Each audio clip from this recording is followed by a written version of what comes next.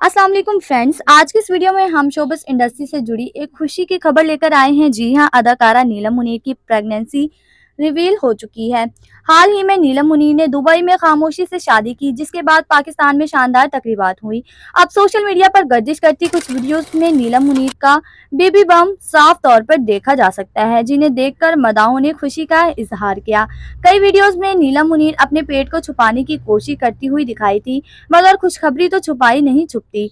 मदाहों के साथ showbiz industry के सभी फनकार नीलम मुनीर को मुबारकबाद दे रहे हैं और नेक ख्वाहिशात का इजहार कर रहे हैं। वीडियो में आप देख सकते हैं कि किस तरह नीलम मुनीर अपने शौहर के साथ खुशो-खरम नजर आ रही हैं और इनका चेहरा खुशी से चमक रहा है।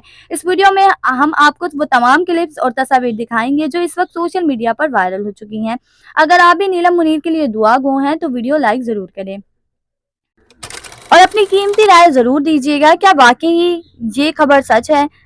वीडियो पसंद आए तो लाइक करें और अगर आप हमारे चैनल पर न्यू हैं तो हमारे चैनल को सब्सक्राइब करें। Thanks for watching.